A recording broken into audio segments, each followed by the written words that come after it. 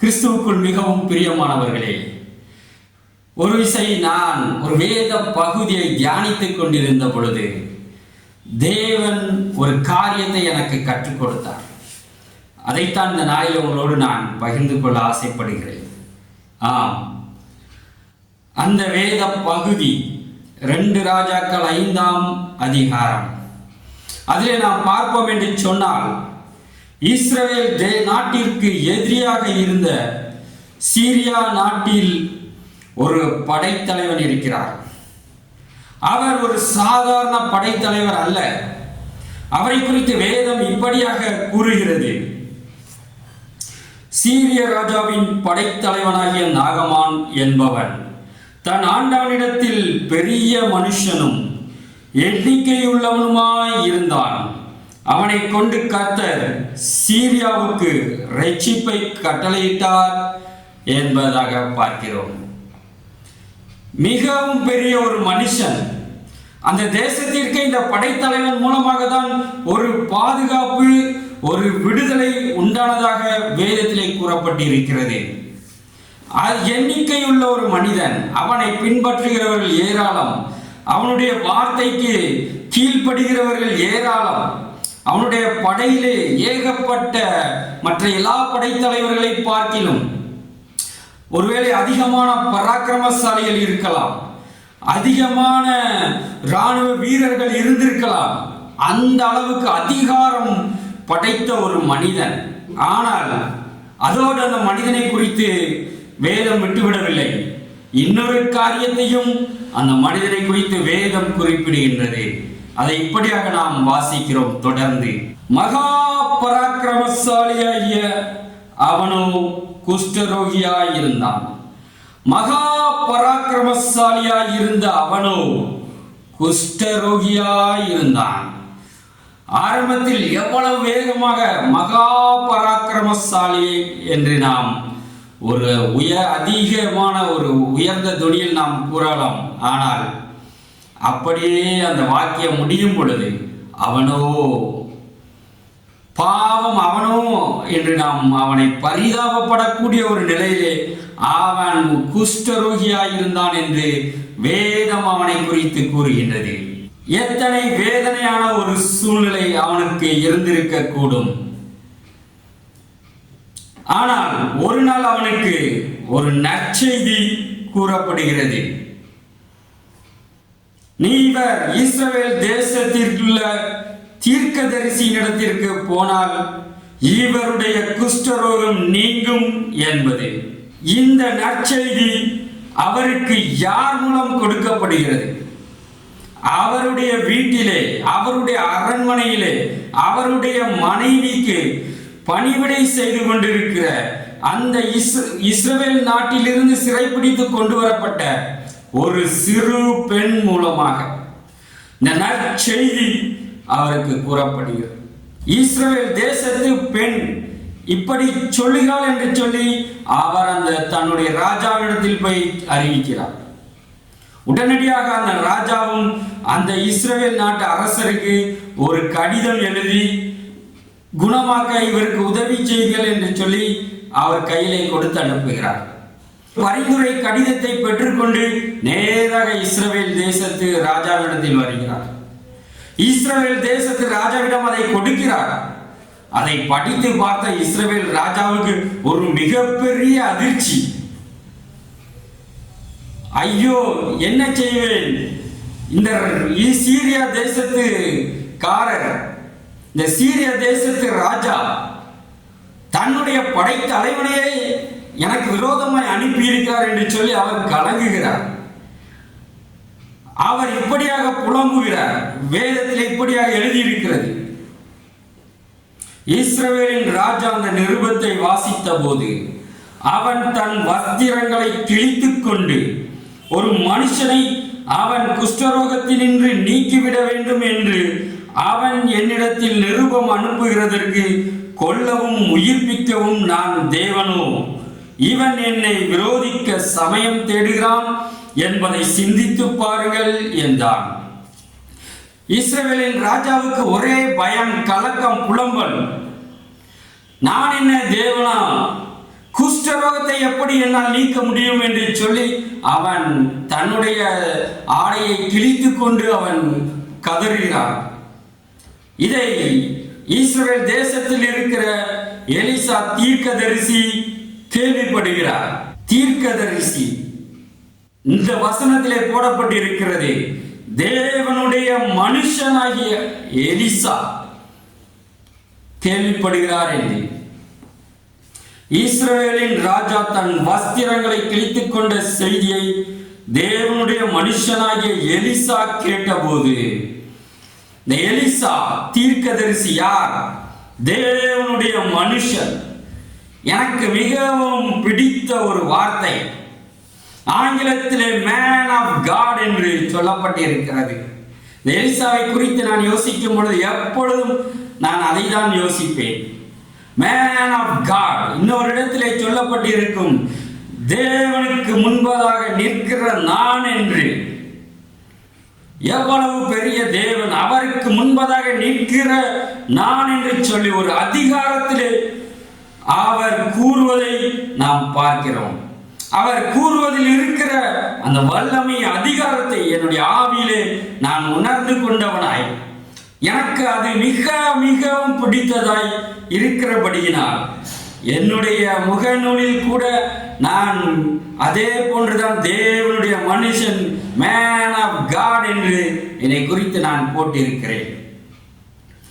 ஆம் பிரியமானவர்களே, இந்த தேவனுடைய மனுஷன், சர்வத்தை உண்டாக்கிய தேவாதி தேவனுடைய முன்பதாக, தேவனுக்கு முன்பதாக நிற்கிற இந்த தேவனுடைய மனுஷன், அவன் என்ன கூறுகிறான் என்பதை நாம் வேதத்தில் இப்படியாக பார்க்கிறோம். அவன், நீர் உம்முடைய வஸ்திரங்களை கிழித்துக் கொள்வானே, அவன் என்னிடத்தில் வந்து இஸ்ரவேலிலே தீர்க்கதரிசி உண்டென்பதை அறிந்து கொள்ளட்டும் என்று ராஜாவுக்கு சொல்லி அனுப்பினான். எத்தனை ஆச்சரியம் பாருங்கள். ராஜாவே, இந்த குஷ்டரோகத்தை எப்படி என்னால் நீக்க முடியும்? ஏதோ ஒரு தலைவலி, கால்வலி, கைவலி இருந்தால் கூட என்னிடத்தில் உள்ள வைத்தியரை வைத்து நான் சுகமாக்குவதற்கு முயற்சி செய்வேன். இவர் வந்திருக்கிற வியாதியை ஒருவராலும் குணமாக்கவே முடியாது. ஒரு குஷ்டரோகம், அதை எப்படி என்னால் சுகமாக்க முடியும்? அதற்கான வைத்தியம் என் தேசத்தில் எப்படி இருக்கும் என்பதாக அவர் கதறுகிறார். ஆனால் அதே நேரத்தில் அதே செய்தியை கேள்விப்பட்ட தேவனுடைய மனுஷனாகிய, தேவனுக்கு முன்பதாக நிற்கிற மனுஷனாகிய எலிசா கேள்விப்பட்ட பொழுது மிக மிக சாதாரணமாக ஒரு பதிலை கூறுகிறார். அவர் சொல்வதை பார்க்கும் பொழுது ஆங்கிலத்தில் இப்படியாக சொல்லுவார்களே, ஆஃப்டர் ஆல் இது ஒரு குஷ்டரோகம், அதாவது ஒரு தலைவலி என்றால் எப்படி இருக்குமோ அது போலதான் இது என்பதாக அந்த தேவனுடைய மனிதன் அவர் சொல்லி அனுப்புகிறார். அவனை என்னிடத்தில் அனுப்பிவிடுங்கள், நான் பார்த்துக் கொள்ளுகிறேன். இஸ்ரவேலிலே ஒரு தேவன், சர்வ வல்லமையுள்ள தேவன், ஜீவனுள்ள தேவன் இருக்கிறார். அவருடைய தீர்க்கதரிசியாகிய நான் இருக்கிறேன் என்பதை அவன் அறிந்து கொள்ளட்டும் என்று சொல்லி அவன் ராஜாவுக்கு பதில் கொடுத்து அனுப்புகிறார். உடனடியாக நாகமான் எலிசாவின் வீட்டிற்கு அனுப்பப்படுகிறார். எலிசாவை அழைத்துக் கொண்டு நாகமான் இருக்கும் இடத்திற்கு செல்லவில்லை, தீர்க்கதரிசி தேவனுடைய மனுஷனை தேடி மிகப்பெரிய படைத்தலைவன் போகிறார். அப்படி என்றால் அவருடைய ஒரு தாழ்மையை தான் நாம் இதில் பார்க்கவும் முடிகிறது. ஆனால் அவருடைய வாசலிலே போய் நிற்கிறார் என்று வேதத்திலே பார்க்கிறோம். உடனடியாக எலிசா தன்னுடைய வேலைக்காரனை அனுப்பி அந்த படைத்தலைவனுக்கு ஒரு சின்ன காரியத்தை சொல்லுகிறார். அப்படியே நாகமான் தன் குதிரைகளோடும் தன் ரதத்தோடும் வந்து எலிசாவின் வாசற்படியிலே நின்றான். அப்பொழுது எலிசா அவனிடத்தில் ஆள் அனுப்பி, நீ போய் யோர்தானில் 7 தரம் ஸ்நானம் பண்ணு, அப்பொழுது உன் மாம்சம் மாறி நீ சுத்தமாவாய் என்று சொல்ல சொன்னான். அந்த படைத்தலைவனை வீட்டிற்கு வெளியே வந்து எலிசா அழைக்கவில்லை. மாறாக தன் வீட்டு வாசற்படியிலே வந்து நிற்கிற அந்த குஷ்ட பிடித்த அந்த படைத்தலைவனுக்கு ஒரு ஆள் அனுப்புகிறார். நீ போய் 7 தரம் ஸ்நானம் பண்ணு. யோர்தானிலே, இஸ்ரவேல் தேசத்தில் இருக்கிற அந்த யோர்தான் நதியிலே நீ 7 தரம் ஸ்நானம் பண்ணு. அப்பொழுது உன் குஷ்டரோகம் நீங்கி நீ சுத்தமாவாய் என்று. இதை கேள்விப்பட்ட அந்த படைத்தலைவனாகிய நாகமானுக்கு ஒரு மிகப்பெரிய கோபம் வருகிறது. கோபத்திலே அவர் கொந்தளிக்கிறார். இவன் என்னை வந்து நேரில் பார்த்து என்னை தடவி என் குஷ்டரோகத்தை நீக்குவான் என்று நான் நினைத்திருந்தேன். நான் என்னை தாழ்த்திதான் என்னுடைய தேசத்தில் இருந்து இந்த தேசத்திற்கு வந்தேன். இந்த தேசத்து அரண்மனை ராஜாவினிடத்தில் இருந்து இந்த தீர்க்கதரிசியின் வீட்டு வாசல் வரைக்கும் நான் வந்து நிற்கிறேன். ஆனால் இந்த தேவனுடைய மனிதர் தனது வீட்டை விட்டு கூட வெளியே வராமல், என்னை வந்து சந்திக்காமல், என்னை பார்க்காமல் ஆள் அனுப்பி யோர்தானில் போய் ஸ்நானம் பண்ணு என்று கூறுகிறார். என்னுடைய தேசத்திலே நதிகள் இல்லையா? இதை காட்டிலும் ஆப்ராம் பார்பாரும் என்ற நதிகள் என்னுடைய தேசத்திலே அருமையான நதிகள் இருக்கிறது. ஒருவேளை அவன் நினைத்திருக்கலாம், இந்த நதிகளை காட்டிலும் ஒரு சிறந்த நதிகள் என்று, இந்த நதிகளை காட்டிலும் சுத்தமான நதிகள் என்று, இந்த நதியின் தண்ணீரை காட்டிலும் என்னுடைய தேசத்தில் இருக்கிற நதியின் தண்ணீர் சுத்தமானது என்று சொல்லி அவன் நினைத்திருக்கலாம். அதை அவன் இங்கே குறிப்பிடுகிறான், என்னுடைய நதி சிறந்தது இல்லையா என்பதாக. நான் ஸ்நானம் பண்ணி சுத்தமாகிறதற்கு இஸ்ரவேலின் தண்ணீர்கள் எல்லாவற்றையும் பார்க்கிலும் தமஸ்குவின் நதிகளாகிய ஆப்னாவும் பர்பாரும் நல்லதல்லவோ என்று சொல்லி உக்கிரத்தோடு திரும்பி போனார். உக்கிரம், கடும் கோபம். இவரை மதித்து நான் வந்ததற்கு இவர்கள் இப்படி செய்கிறார்களே என்று சொல்லி கடந்து திரும்பி போகிறான். எனக்கு நோய் சுகமாக வேண்டும், எனக்கு அப்படி என்னுடைய நோய் சுகமாக வேண்டாம், நான் இந்த குஷ்ட ரோகத்தோடு இருந்து கொள்கிறேன் என்பதாக அவன் திரும்பி போகிறான். அப்பொழுதுதான் அவனுடைய வேலைக்காரர் ஒரு சிறு காரியத்தை அவனுக்கு கூறுகிறார். அவன் ஊழியக்காரர் சமீபத்தில் வந்து அவனை நோக்கி, தகப்பனே, அந்த தீர்க்கதரிசி ஒரு பெரிய காரியத்தை செய்ய உமக்கு சொல்லியிருந்தால் அதை நீர் செய்வீர் அல்லவா? ஸ்நானம் பண்ணும், அப்பொழுது சுத்தமாவீர் என்று அவர் உம்மோடே சொல்லும் போது அதை செய்ய வேண்டியது எத்தனை அதிகம் என்று சொன்னார்கள். அவனுடைய ஊழியக்காரர் அவனை பார்த்து தகப்பனே என்று கூப்பிடுகிறார்கள். இது எனக்கு ஆச்சரியமாய் இருந்தது. அவன் ஊழியக்காரன் ஒரு எஜமானை பார்த்து ஆண்டவனே என்று கூப்பிடுவதை தான் நான் வேதத்திலே பார்க்கிறேன். தகப்பனே என்று கூப்பிடுகிறார். அப்படியான அந்த நாகமான் தன்னுடைய ஊழியக்காரன் மேல் எவ்வளவு அன்பாய் நேசித்து அவனை வைத்திருக்கிறார். முதலாவது அந்த நாகமானுடைய தாழ்மையை பார்த்தோம். இரண்டாவது, அவன் எவ்வளவு அன்புள்ளவன், நேசிக்கிறவன் என்பதை குறித்து நாம் பார்க்கிறோம். ஆம், இந்த நாகமான் நல்லவனாக இருந்தான், வல்லவனாக இருந்தான், பெரியவனாக இருந்தான். ஆனாலும் அவனுக்குள்ளும் குஷ்டரோகம் இருந்தது. அவனுடைய ஊழியக்காரர் சொன்ன அந்த வார்த்தை அவனுடைய இருதயத்தை நொடி பொழுதிலே மாற்றினது. அவர் சொல்லுவது ஒரு சாதாரண ஒரு காரியம் தானே. ஒருவேளை தலைகீழ ஒரு 10 நாள் தொங்க வேண்டும் என்று சொல்லி இருந்தால் இவருக்கு நிலைமை எப்படி இருந்திருக்கும்? தலைகீழ 10 நாள் தொங்கி இருப்பாரே. நீ ஒரு 60 நாள் நீ சாப்பிடாமல் இருக்க வேண்டும் என்று சொல்லி இருந்தால் இவருடைய நிலைமை எப்படி ஆகியிருந்திருக்கும்? 60 நாள் சாப்பிடாமல் இருந்திருப்பாரு. ஒரு 50 நாள் நீ இப்படியாக நடக்க வேண்டும் என்று சொல்லி இருந்தால் இவர் ஒரு 50 நாள் இப்படி நடந்திருப்பாரே. இப்படி பல காரியங்கள் ஏதோ ஒன்றை சொல்லி இருந்தால் இவர் அதை செய்திருப்பாரே. ஆனால் சொல்லப்பட்டது என்ன? யோர்தான் நதியில் போய் 7 தரம் ஸ்நானம் பண்ணு என்பதாகத்தான். இது ஒரு சின்ன விஷயம். நேரே போக வேண்டியது 7 தரம் அந்த யோர்தான் நதியில் முங்க வேண்டியது, அவ்வளவுதான். அவர் ஏற்கனவே யோர்தான் நதியின் அருகில் தான் வந்து இருக்கிறார் இஸ்ரவேல் தேசத்திற்கு. பிறகு அவருக்கு என்ன பிரச்சனை? இதை ஊழியக்காரர் சொன்ன பொழுது அவன் மனது மாறினான். அவன் தன்னுடைய உக்கிரத்தை விட்டு இறங்கினான் என்று நாம் வேதத்திலே பார்க்கிறோம். அப்பொழுது அவன் இறங்கி தேவனுடைய மனுஷன் வார்த்தையின்படியே யோர்தானில் 7 தரம் முழுகின போது அவன் மாம்சம் ஒரு சிறு பிள்ளையின் மாம்சத்தை போல மாறி அவன் சுத்தமானான்.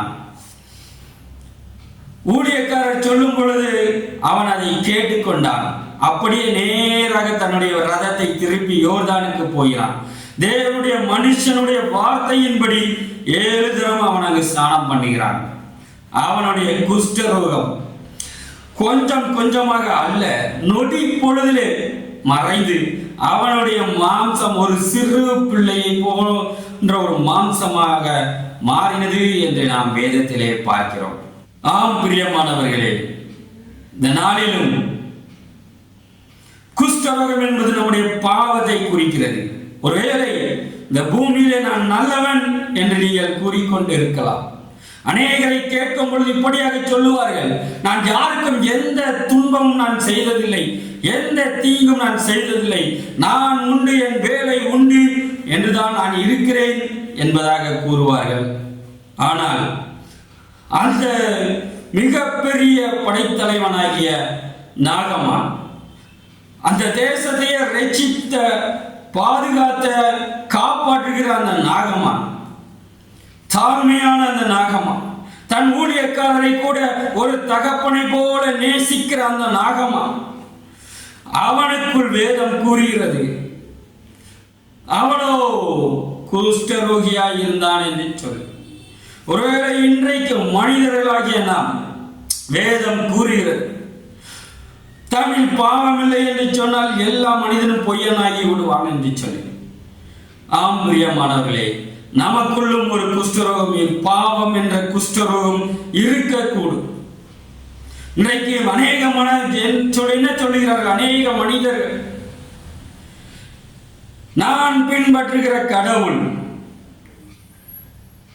அவர் சிறந்ததல்லவோ, என்னுடைய வழிமுறைகள் சிறந்ததல்லவோ இந்த பாவம் என்ற குஷ்டரோகத்தை போக்குவதற்கு என்று சொல்லுகிறார். ஒருவேளை இஸ்ரவேலின் தேவன் இயேசு கிறிஸ்துவுடைய பிதாவாகிய தேவனும் தெய்வமாக இருப்பார் என்று சொன்னால், நான் அவரை தேடி ஆலயத்திற்கு போகிறேன், அவர் வெளியே வந்து என்னை சந்திக்கட்டும் என்று சொல்லி அவர்கள் தேவனோடு அவர்கள் போராடுகிறார்கள், தேவனோடு அவர்கள் வழக்காடுகிறார்கள். அவர் என்னை நேரடியாக சந்திக்கட்டும், அவர்தான் கடவுள் என்பதை எனக்கு முன்பதாக அவர்கள் தோன்றி நிரூபிக்கட்டும், அவருடைய சத்தத்தை நான் கேட்கட்டும், அவர் என்னை பார்க்கட்டும், அவர் என்னை தொடட்டும் என்று இப்படியாக இந்த நாகமான் போல அநேக கற்பனைகளை, அநேக காரியங்களை தன்னுடைய சிந்தையிலே பதித்துக் கொண்டவர்களாய் தேவனை தேடுகிறவர்களாய் இருக்கிறார்கள். ஆனால் தேவனோ சுவிசேஷத்தை நமக்கு அறிவித்துக் கொண்டிருக்கிறார்.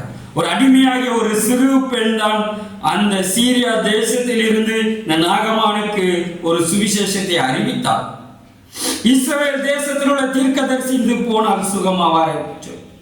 இஸ்ரவேல் தேசத்திற்கு வந்த பொழுது இந்த தீர்க்கதரிசி ஆள் அனுப்பி சொல்லுகிறார். வந்து தடவி சொல்லவில்லை, நேரில் அவனை பார்க்கவில்லை, அவனுடைய குஷ்டரோகத்தை பார்க்கவில்லை. இது எப்படிப்பட்ட குஷ்டரோகமாக இருந்தாலும் பரவாயில்லை, அது பெரிய குஷ்டரோகமாக இருந்தாலும் பரவாயில்லை, எத்தனை நாட்களாக இந்த குஷ்டரோகம் இவனுக்குள் இருந்திருந்தாலும் பரவாயில்லை.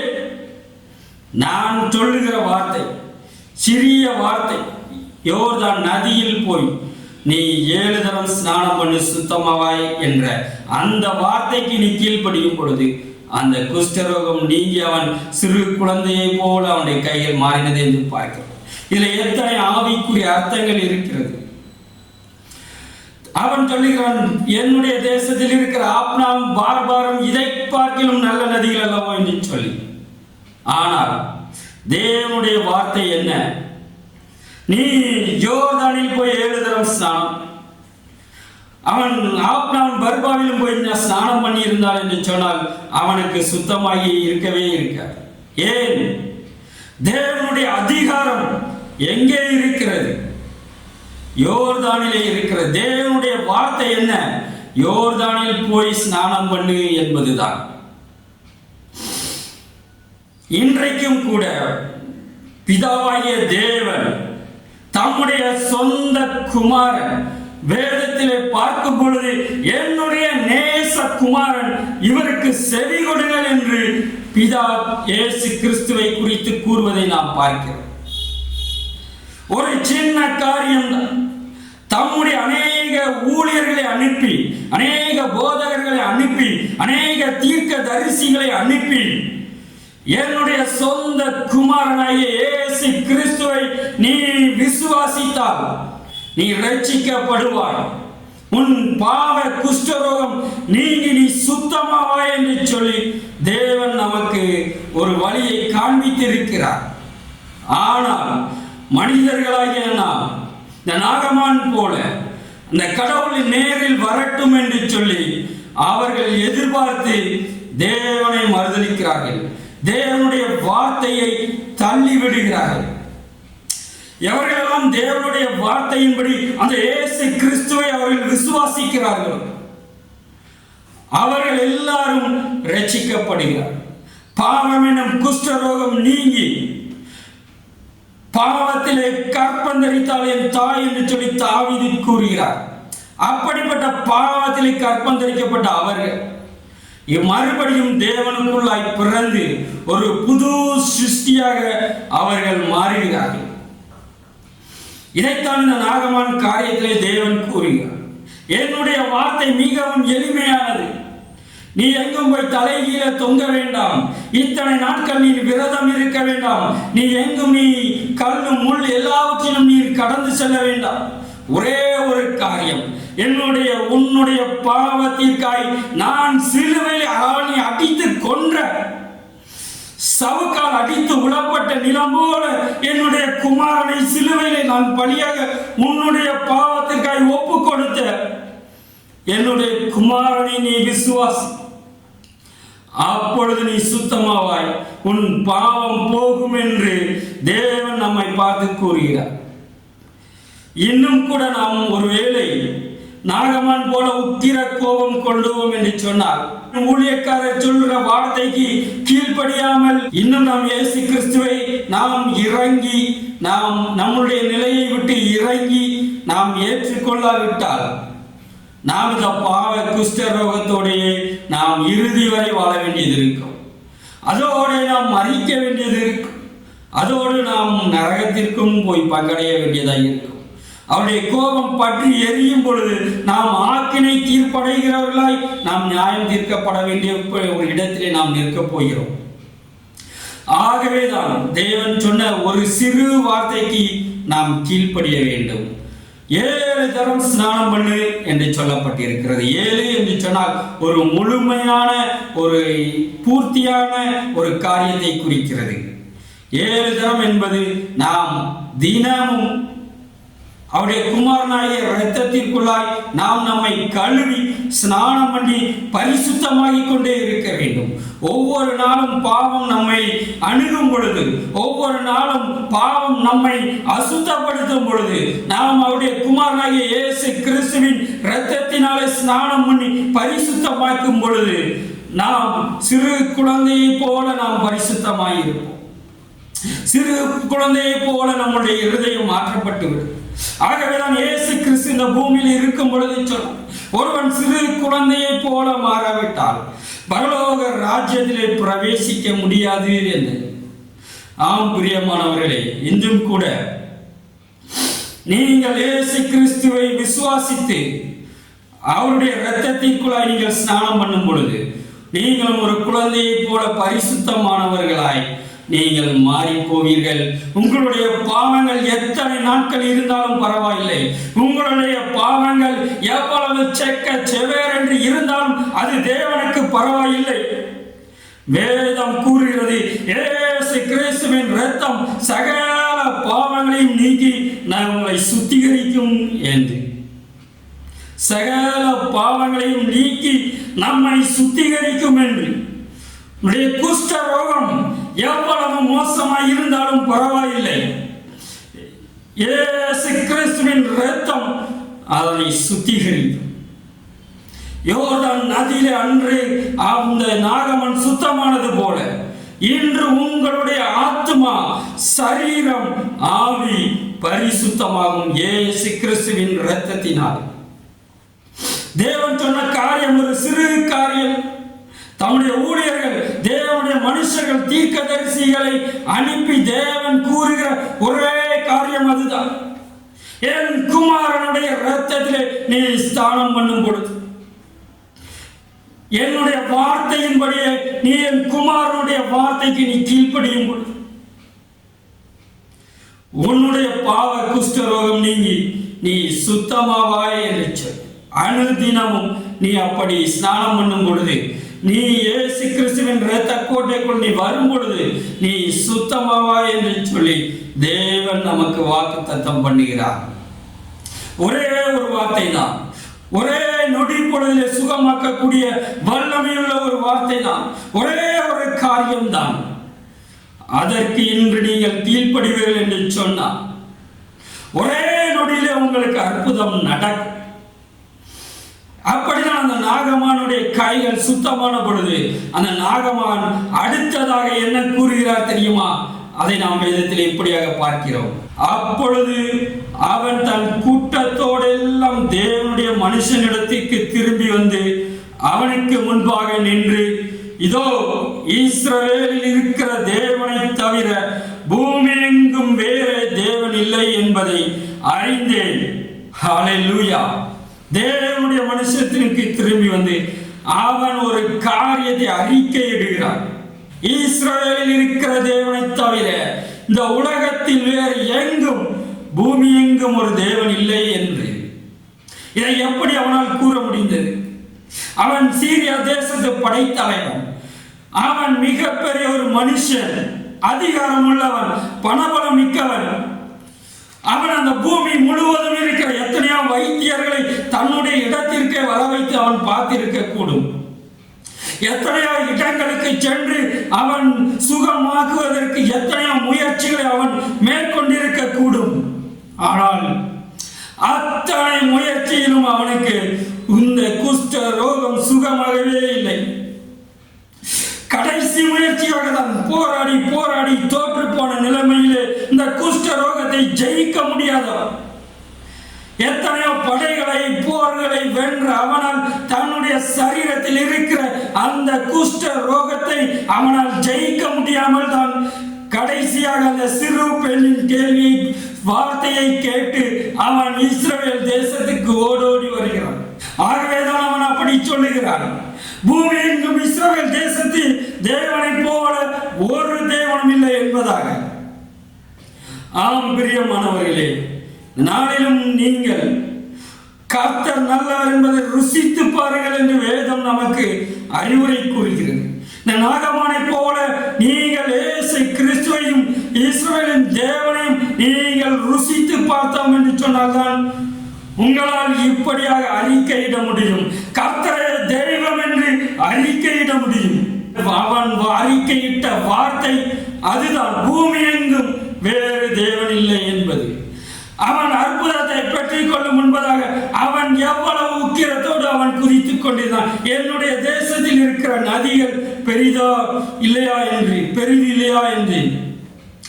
இப்பொழுது அப்படியே மாறிவிட்டான். ஆம், தேவனுடைய வார்த்தைக்கு கீழ்ப்படியும் பொழுது அற்புதங்களை அதிசயங்களையும் நம்முடைய ஆத்மாவில் இருக்கிற அந்த பாவ நோய்களும் நீங்கி அந்த பாவ பாரங்களும் நீங்கி நாம் சுத்தமாகும் பொழுது, ஒரு புதிய மனிதனாக மாறும் பொழுது, நம்மளுடைய உள்ளத்தில் சந்தோஷம், சமாதானம், நிம்மதி வரும் பொழுது தேவன் யார் என்பதை நம்மால் அறிந்து கொள்ள முடியும். எத்தனையோ பேர் பணத்தை கொடுத்து மாற்றுகிறார்கள் என்று வெளியில் எத்தனையோ பேர் சொல்லலாம். ஆனால் இந்த நாகமன் பண வசதி உள்ளவர். ஆனால் அவன் வந்து சொல்லுகிறார், பூமி எங்கும் இஸ்ரவேலின் தேவனை போல வேறு தேவன் இல்லை என்று. இதுதான் ரட்சிப்பு பிரியமானவர்களே. தேவன் உங்கள் வாழ்க்கையிலே இப்படிப்பட்ட ரட்சிப்பை கொடுக்கும் பொழுது நீங்கள் எப்படிப்பட்ட மனிதராக இருந்தாலும் கர்த்தரை தெய்வமாக நீங்கள் அறிந்து கொள்ளுவீர்கள்.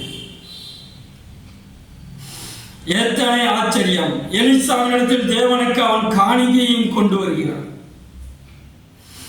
எப்படி ஒரு மாற்றம் பிரியமானவர்களே!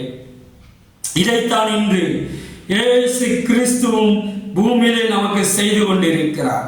தம்முடைய ஊழியக்காரர்கள், தம்முடைய தீர்க்க தரிசிகளை அனுப்பி கொண்டே இருக்கிறார். தேவன் தம்மிடத்திலே மனிதர்களை இழுத்துக் கொள்ளும்படியா பிசாசு தம்மிடத்திலே ஜனங்களை இழுத்து அவர்களுக்கு பாவ குஷ்ட ரோகத்தை அவன் அனுப்பி கொண்டே இருக்கிறான்.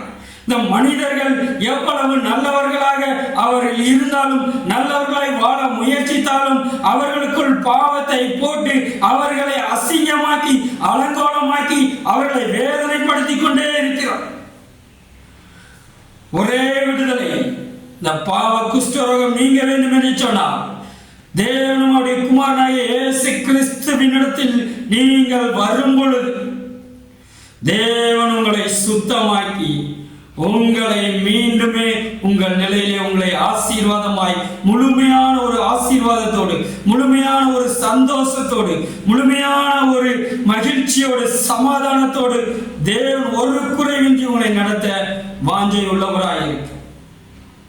இன்னும் நீங்கள் என்ன செய்ய போகிறீர்கள்? இந்த நாகமானை போல தேவனுடைய வார்த்தையின்படி அவருடைய குமாரனாகிய இயேசு கிறிஸ்துவினிடத்திற்கு வந்து அவரை ஏற்றுக்கொண்டு அவருடைய இரத்தத்திற்குள் நீங்கள் பானம் அவருடைய இரத்தத்திற்குள் நீங்கள் ஸ்நானம் பண்ணும் பொழுது, அவருடைய இரத்தத்திற்குள் நீங்கள் இரத்தத்தினாலே கழுவி பரிசுத்தமாகும் பொழுது நீங்களும் தேவனுக்கு பிரியமான பரிசுத்தம் உள்ள ஒரு மனிதனாக, மனுஷியாக மாறுவீர்கள். அதைத்தான் தேவன் அந்த வார்த்தைகளை, அந்த வேத பகுதிகளை தியானிக்கும் பொழுது என்னுடைய இருதயத்திற்குள் போட்டுக் கொண்டிருந்தார். இந்த நாகமானை போல இந்த ஜனங்கள் சுத்தமாக வேண்டும் என்று சொல்லி உங்களுக்காக ஒரு ஆட்டுக்குட்டி அடிக்கப்பட்டு விட்டது. உங்களுக்காக பரிசுத்த இரத்தம் இந்த பூமியில் சிந்தப்பட்டு விட்டது. அந்த இரத்தத்திற்குள் ஸ்நானம் பண்ண இன்றே நீங்கள் ஓடி வரும்படியா தேவனுடைய பிதாவுடைய குமாரனாகிய இயேசு கிறிஸ்து உங்களை அழைக்கிறார். நீங்கள் சுத்தமாகுவீர்களாக, நாகமானை போல சந்தோஷமாய் கடந்து செல்வீர்களாக. இன்னும் நாகமான் சொல்லுகிறார், உமது அடியேன் கர்த்தருக்கே அல்லாமல் அந்நிய தேவர்களுக்கு சர்வாங்க தகனத்தையும் பலியையும் செலுத்துவதில்லை என்று. நாகமான் இனிமே நான் வேற ஒருத்தருக்கு நான் பணிவதில்லை என்பதாக. அதற்கு எலிசா கூறிய ஒரு காரியம், அதற்கு அவன் சமாதானத்தோடே போ. ஹல்லேலூயா! சமாதானத்தோடே போ. இன்றைக்கும் உங்களை அழுத்திக் கொண்டிருக்கிற இந்த பாவ பாரம் உங்களை விட்டு நீங்கும் பொழுது தேவனுடைய சமாதானம் உங்கள் இருதயத்திற்குள் தானாக வந்துவிடும். நீங்கள் சமாதானத்தோடு கொண்டு போகப்படுவீர்கள். பூமியிலும் சமாதானம், பரலோகத்திலும் சமாதானம். உயிரோடு இருக்கும் பொழுதும் சமாதானம், மரித்த பின்பும் சமாதானம். ஆம் பிரியமானவர்களே, சமாதானத்தோடு கொண்டு போகப்படுவீர்கள். ஆமென்.